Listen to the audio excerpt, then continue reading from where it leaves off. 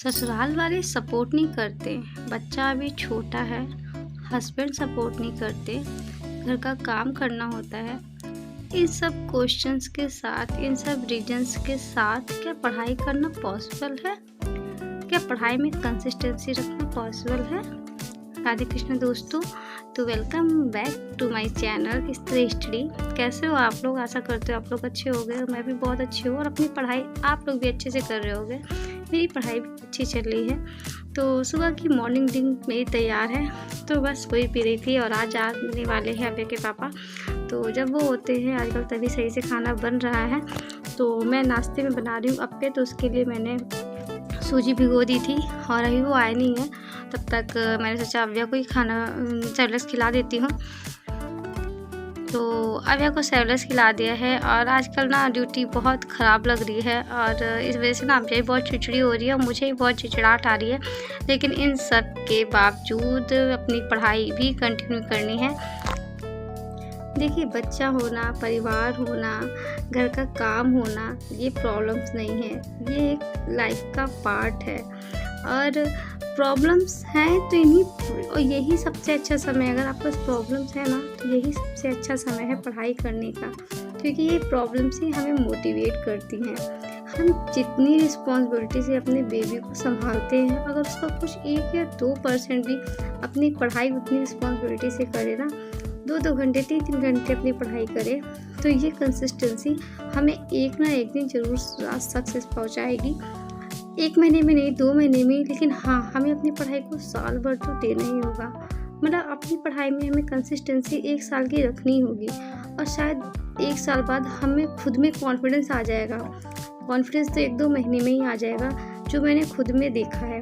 मैंने जनवरी से अपनी पढ़ाई कंटिन्यू स्टार्ट करी थी और माता रानी की कृपा है कि मेरी वो कंसिस्टेंसी ही बनी हुई है। और मैंने ये सीखा है कि बच्चे, फैमिली, इन सब से परे होकर मुझे पढ़ाई करनी है, क्योंकि अगर इनमें लगी रही ना, तो मैं और ही मुश्किल में फंसती जाऊंगी और ये अपने सपनों को मारती जाऊंगी और ये प्रॉब्लम्स कभी नहीं ख़त्म होंगी और ये चीज़ें और बढ़ती ही जाएंगी।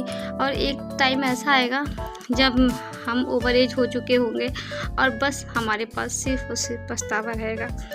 मुझे लगता है जिसकी भी शादी हो चुकी है, जिनके बच्चे हैं, उनके पास शायद ही 4-5 साल से ज़्यादा टाइम नहीं होगा टीचिंग एग्ज़ाम के लिए, और भी शायद को और भी एग्ज़ाम, गवर्नमेंट एग्ज़ाम के लिए 5 से 6-7 साल का ही टाइम होगा।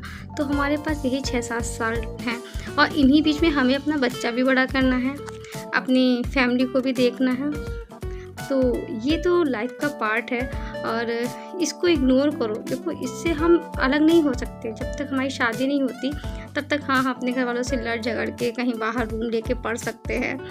अब क्या, अगर हम हस्बैंड के से लड़के, अपने परिवार से लड़के कहीं बाहर रूम लेके पढ़ भी लेंगे, तो हमारा बच्चे को तो हमें अपने साथ ही रखना पड़ेगा ना, उसको तो नहीं छोड़ सकते। तो इन सब के बारे में सोचना ही क्यों है।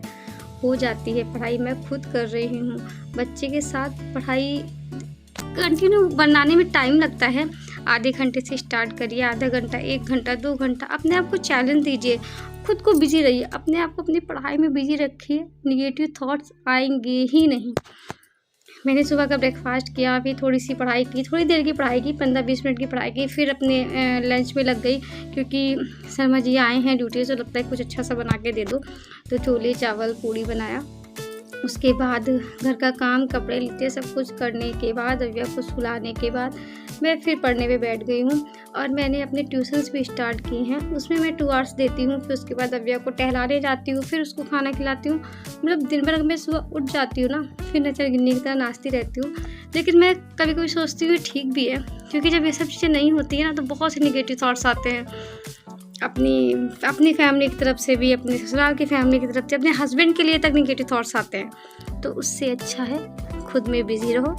आप ज़्यादा फ्री रहोगे, ज़्यादा दिमाग लगाओगे, ज़्यादा टेंशन्स क्रिएट होंगी, ज़्यादा रिश्ते ख़राब होंगे। इससे अच्छा है खुद में बिजी रहो। पढ़ाई कभी बेकार नहीं जाती, आपको सक्सेस नहीं देगी तो आपको कुछ ना कुछ लाइफ में ज़रूर देगी।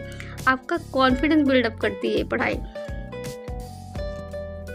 और आई एम श्योर आपकी ये पढ़ाई आपके कल ज़रूर काम आएगी। एक गवर्नमेंट जॉब के लिए नहीं, तो एक प्लान बी के रूप में काम आएगी। आप कहीं भी प्राइवेट कहीं भी पढ़ा सकते हो, लेकिन उसके लिए भी आपके पास नॉलेज होना चाहिए, कॉन्फिडेंस होना चाहिए। तो पढ़ाई करते रहिए। बच्चे हमारी प्रॉब्लम नहीं है, परिवार हमारी प्रॉब्लम नहीं है, हमारी प्रॉब्लम है हम खुद, जो बस ये सोच के बैठे हैं कि बच्चा हो गया तो पढ़ाई नहीं हो सकती। हमारे पास बहुत से एग्जांपल्स हैं जिनसे हमें मोटिवेट होना चाहिए कि बच्चे हमें और मोटिवेट करते हैं। बच्चों की वजह से हमें इतनी स्ट्रेंथ है ना, मुझे नहीं लगता कोई भी मॉम 5 से 6 घंटे ज़्यादा सोती होगी। मैं खुद जब से मामा बनी हूँ, शायद ही होता होगा 6 घंटे ही मैं कंटिन्यू सोती हूँ। तो बच्चे हमारी स्ट्रेंथ है, उन्होंने हमारी स्ट्रेंथ बढ़ाई है। और यही शादी से पहले हम मतलब बीच में कोई डिस्टर्ब कर देना तो आफत आ जाती थी। अब तो शायद ही होता है हम कंटिन्यू 6 घंटे सो पाते हैं। तो इसको अपनी स्ट्रेंथ बनाइए और पढ़ाई करिए, अपनी कमज़ोरी को अपनी स्ट्रेंथ बनाने की कोशिश करिए।